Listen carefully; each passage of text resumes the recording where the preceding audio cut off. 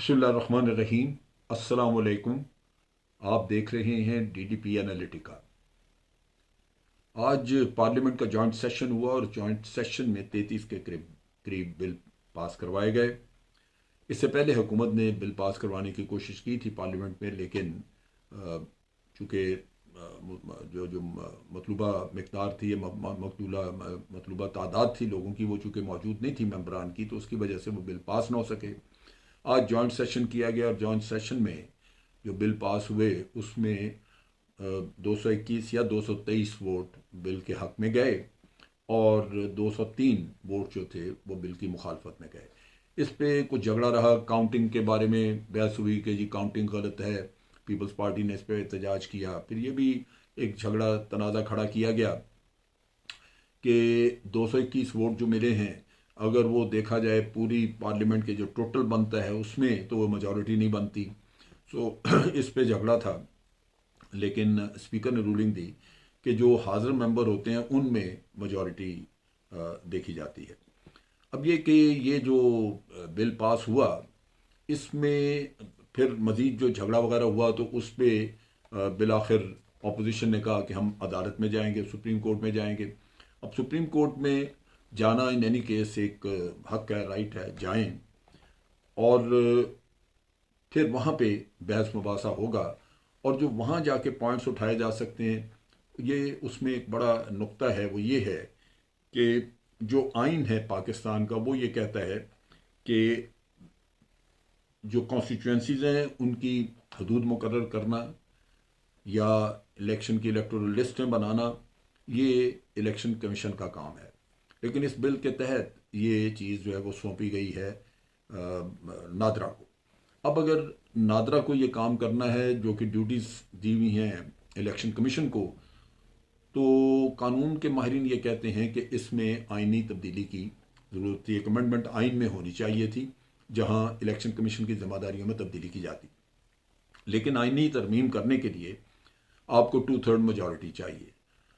वो 2/3 मेजॉरिटी के बजाय आपने सिंपल मेजॉरिटी से ये बिल पास करवाया और हो सकता है कि ये बिल सुप्रीम कोर्ट में जब चैलेंज होता है तो वहाँ पे स्ट्राइक डाउन कर दिया जाए।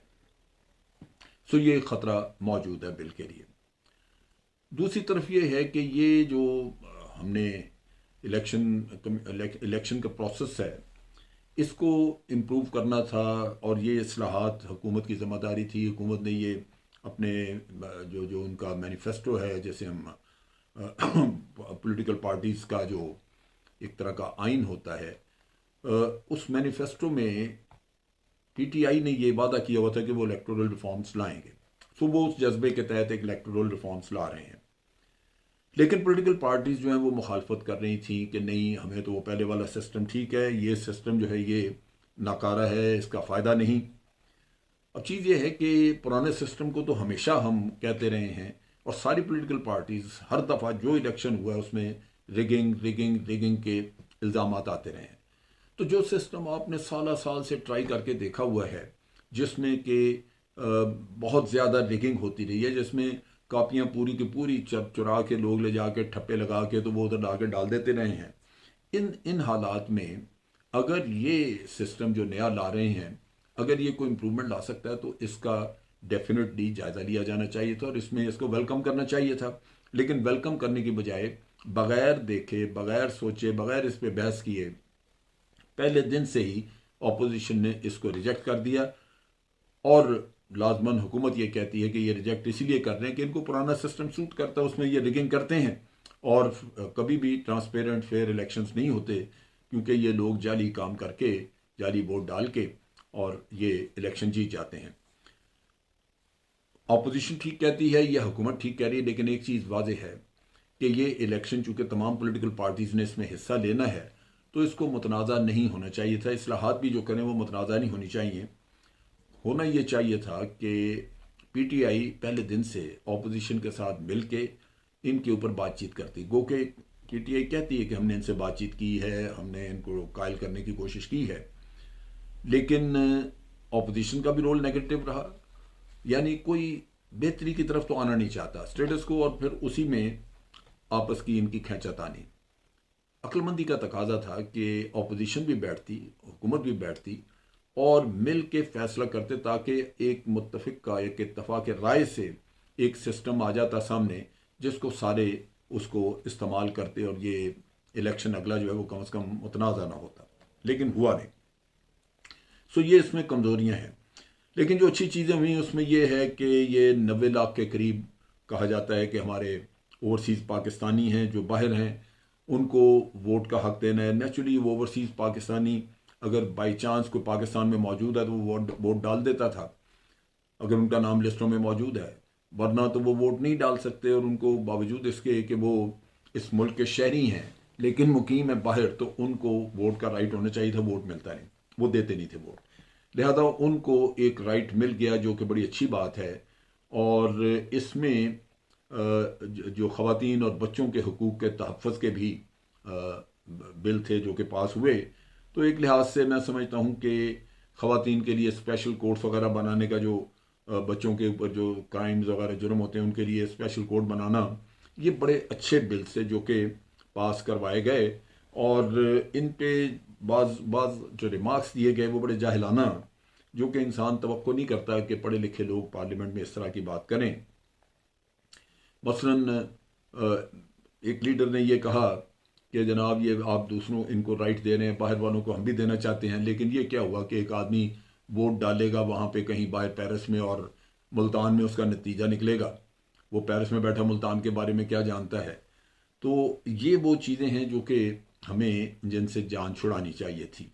ये काम बिल्कुल उसका राइट है वोट का। अगर कोई आदमी मुल्तान का रहने वाला है और वो लंदन में या पेरिस में बैठ के वहाँ से मुल्तान वोट डालता है, तो मुझे पूरा यकीन है कि वो मुल्तान के लोगों को, कैंडिडेट्स को जानता होगा और कैंडिडेट्स भी उनको अप्रोच करते होंगे। सो उस लिहाज से उसका एक राइट है कि वो अपना वोट एक्सरसाइज वोट दे, किसी को अपना राइट एक्सरसाइज करे। तो ये चीज़ जो है, ये इस तरह के इख्तलाफात उठेंगे। इसी तरह कलभूषण के मामले में कहा गया कि जी आप जो जो भारतीय जासूस है कलभूषण, उसको आप NRO दे रहे हैं। आप ज़रा सोचिए कि कितनी गलत बात की जा रही है। हकीकत ये है कि यहाँ पे इंटरनेशनल कोर्ट ऑफ जस्टिस में ये केस किया क्योंकि भारत ने पाकिस्तान के खिलाफ वहाँ पे अपील दायर की इंटरनेशनल कोर्ट ऑफ जस्टिस में। और ये नवाज शरीफ साहब के दौर में हुआ, जो कि उस वक्त सब लोग चाहते थे कि ये ना हो। पाकिस्तान ने उनके दौर में, चूँकि नवाज शरीफ साहब ने गालिबन वो जो जंदल साहब थे या उनसे कोई वादा किया हुआ था या क्या, बहरहाल कोई मशकूक सा किस्सा था, उस पर उन्होंने ये मान लिया हुआ था। इंटरनेशनल कोर्ट ऑफ जस्टिस में जब भारत गया तो उनकी जो रिस्ट्रिक्शन हमने तस्लीम कर ली। हालांकि पाकिस्तान कह सकता था कि ये हमारा नेशनल सिक्योरिटी का इशू है, हम इस पर नहीं किसी की भी बात मानेंगे, लेकिन बहरहाल मान ली। अब वो जो केस का फैसला आया उस पर अमल दरामद करने की जरूरत। केस का फैसला 2019 में आया जबकि PTI की गवर्नमेंट थी। उसमें उन्होंने कहा कि आप एक तो इनको काउंसलर एक्सेस दें, यानी भारत की एम्बेसी से काउंसलर जो है वो आके कलभूषण को मिले, काउंसलर एक्सेस हो, ताकि कलभूषण बता सके कि उसकी शिकायत क्या है या असल केस क्या है, कहाँ पकड़ा गया।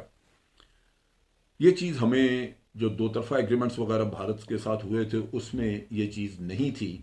लेकिन वो दो तरफा एग्रीमेंट ये नून लीग ने वो इंटरनेशनली उसको रजिस्टर नहीं कराया हुआ था। वो यूनाइटेड नेशन के बाद रजिस्टर करवाने पड़ते हैं, वो नहीं करवाए हुए थे।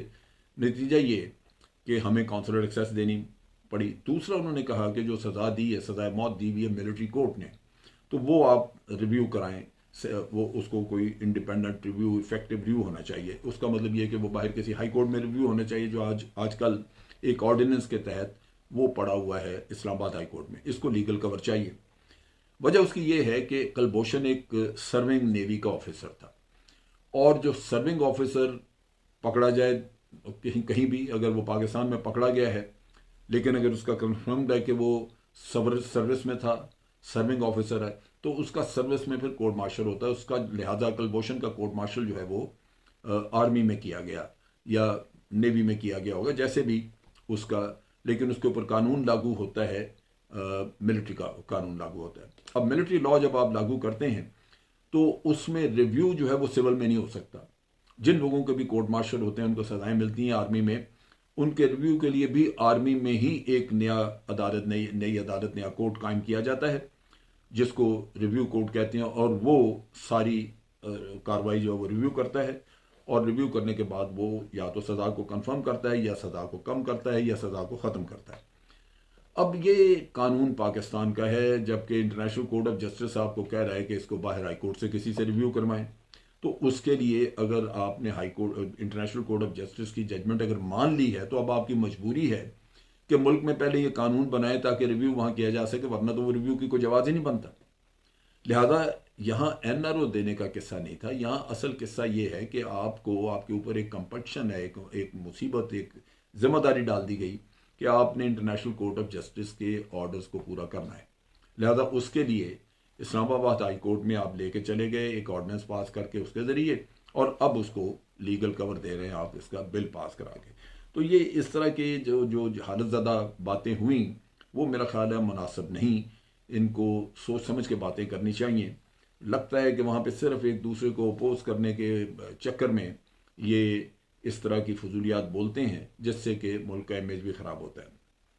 बहरहाल आज कोई अच्छी, एक लिहाज से बिल पास हुए तो वो तो आप कह सकते हैं कि कामयाबी हुकूमत की, लेकिन दूसरी तरफ ये है कि काश ये सारे बिल जो हैं वो इत्तफाक राय से पास होते, नहीं हुए तो इस पर तनाज़ा रहेगा, कानूनी जंग भी शायद हो सुप्रीम कोर्ट में, और उसके अलावा जब इलेक्शन हो तो हो सकता है पॉलिटिकल पार्टीज बाइकआउट कर दें, या अगर इलेक्शन में जाएं तो उन इलेक्शंस को मुतनाज़ा बना दें कि जी मशीन में ये खराबी हो गई, वो हो गई। तो ये जो इलेक्ट्रॉनिक वोटिंग मशीन है, ईवीएम जैसे हम कह रहे हैं, इसका बहरहाल इसका पूरी तरह जायज़ा लिया जाना चाहिए, और ऐसा सिस्टम इस पे इम्प्लाई करना चाहिए, और ऐसा सिस्टम इस पे वादा करना चाहिए जिसमें कि चांसेस कम से कम हों धांधली के, ताकि अगले इलेक्शन कम से कम हमारे मुतनाज़ा ना हो।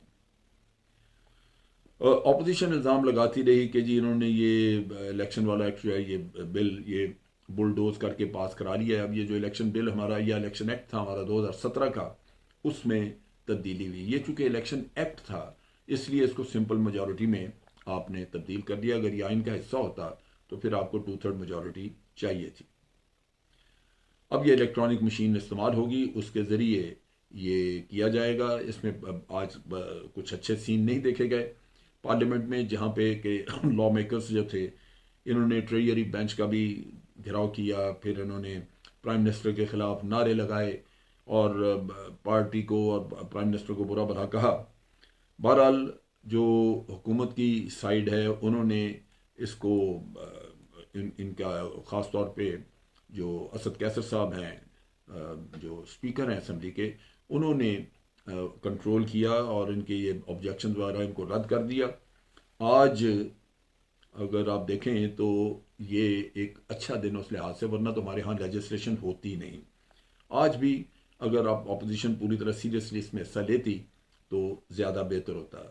स्टेट बैंक के बारे में भी एक बिल पास हुआ, स्टेट बैंक की सर्विसेज और कॉरपोरेशन वगैरह उसको बनाने का। स्टेट बैंक का मामला बड़ा सीरियस है।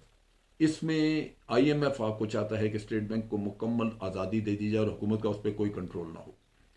तरक्की याफ्ता मुल्कों में जहाँ पे इकॉनमी बड़ी मजबूत है, वहाँ तो वो ठीक है, स्टेट बैंक उनके ये रोल प्ले करते हैं। लेकिन पाकिस्तान जैसा मुल्क जहाँ इकॉनमी कमज़ोर है, जहाँ लोग गरीब हैं, आवाम को सहूलतें चाहिए, वहाँ स्टेट बैंक के मामला में पॉलिटिकल इंटरवेंशन की ज़रूरत पड़ती है। आप उसके बगैर चला नहीं सकते। लिहाजा इस किस्म की तब्दीली पाकिस्तान में करना, मैं समझता हूँ, हमारे लिए बड़ा नुकसानदेह हो सकता है। एंटी रेप भी बिल आया, जो कि मैं समझता हूँ बड़ा बहुत ही अच्छा काम हुआ। इसमें एक प्रिवेंशन ऑफ करप्शन एक्ट भी पास किया गया। ये ऐसे कानून हैं जो आपको कुछ करप्शन कंट्रोल करने में मदद देंगे, और ख़वातीन के बारे में जो रेप वगैरह का किस्सा है, इसमें भी कवानीन को सख्त बनाने में मदद मिलेगी, जिससे कि लाजमन जुर्म जो है वो उसको कंट्रोल करने में कुछ मदद होगी। तो उस लिहाज से मैं समझता हूँ कि आज का जो सेशन था वो काफ़ी मुफीद रहा।